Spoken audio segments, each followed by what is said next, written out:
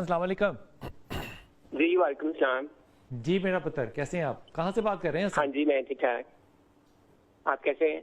अल्लाह का शुक्र। आप किस जगह से बात कर रहे हैं हसन? मैं बिहाड़ी से बात कर रहा हूँ। मैंने इस प्रोग्राम की पिछली एपिसोड में भी कॉल की थी, लेकिन एक चीज मैं भूल गया था। जी जी फरमाइए। मैंने ये एक तो सबसे पहले डॉक्टर साहब की आज वेडिंग एनिवर्सरी है, तो उनको दिल से बहुत बहुत मुबारकबाद। बहुत शुक्रिया आपका, बहुत शुक्रिया। और लास्ट टाइम मैंने ये बताया था, मैं खुद डॉक्टर हूँ, लेकिन मुझे 12 ऐसी बीमारियां हो गई थी कि मैं पूरा पाकिस्तान फिरा था। आप मेडिकल डॉक्टर हो? जी जी। अच्छा, तो क्या तो किस तरह की बीमारियां होगी डॉक्टर साहब मुख्तलिफ- आपको जो फरमा रहे हैं 12? जी जी। किस तरह की बीमारियां? मुझे अल्सरेटिव कोलाइटिस था, मुझे खून वाले पेचिश आते थे। अच्छा। मुझे शिज़ोफ्रेनिया था, जनरल एंजाइटी डिसऑर्डर था, और लिवर के मसले थे, और काफी कुछ था। अच्छा। तो उसमें मैं जहाँ भी जाता था, मुझे घर वाले लेकर जाते थे डिफरेंट डॉक्टरों के पास, पीरों, हकीमों, फकीरों, उलमा, मुफ्तियों के पास। तो किसी को समझ नहीं आ रही थी, और जो आलिम हजरात थे मुझे पढ़ाई बताते थे, मैं वो करता था, मेरी हालत मजीद खराब होती थी।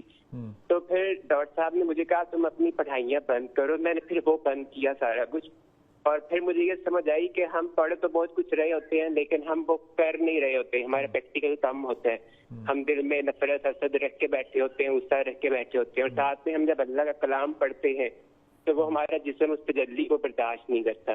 तो फिर मैं अपनी इन सारी बीमारियों से बाहर निकला। तो कई दफा डॉक्टर साहब पर एतराज भी किया जाता है कि आप पढ़ाइयाँ क्यों रोकते हैं, तो मैं इसका खुद था, मैं अपना एक्सपीरियंस बता रहा हूँ। तो अभी आपकी सेहत कैसी है? अब मैं बिल्कुल ठीक हूँ।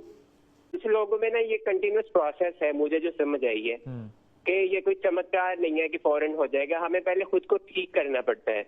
तो मैंने यही देखा कि मेरे अंदर जो खामियां कोताहियां थी, मैं जहाँ जहाँ पे बदतमीजी करता था, मेरे अंदर जो गलतियां थी, मैंने उनको सुधारा। जैसे जैसे मैं इंसान बनता गया तो मैं ठीक होता गया। ये बैलेंस मेंटेन करना होता है, मुझे तो यही समझ आई है कि शैतान भी नहीं बनना होता और फरिश्ता भी नहीं बनना होता, बस दरमियान में इंसान बनना होता है। अच्छा डॉक्टर हसन, कितना अरसा हो गया कि आपको अल्लाह ने सेहत दी? कितने साल से?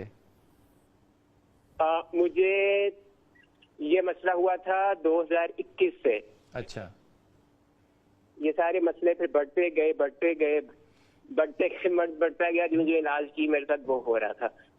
तो फिर मैं डॉक्टर साहब से मेरी जब फर्स्ट टाइम कॉल पे बात हुई तो वो 14 फरवरी 2023 को बात हुई थी, और उसके बाद से आप ये आगे बांट रहे हैं लोगों को? हो गया जी।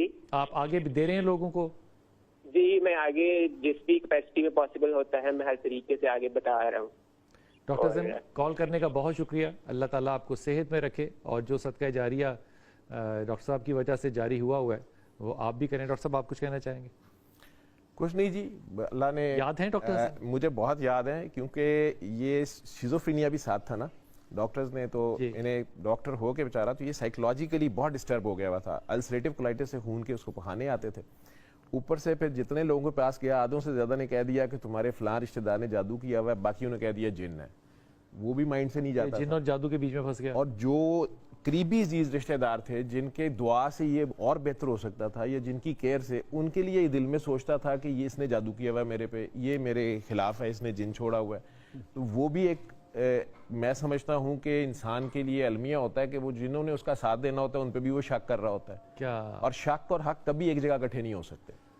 क्या जुमला कहा है डॉक्टर साहब ने? डॉक्टर साहब ने कहा है कि शक और हक दोनों एक जगह इकट्ठे नहीं हो सकते। पप्पा लीजिए, वापस आइए, इसी बात को खोलेंगे। क्या खूबसूरत बात की है।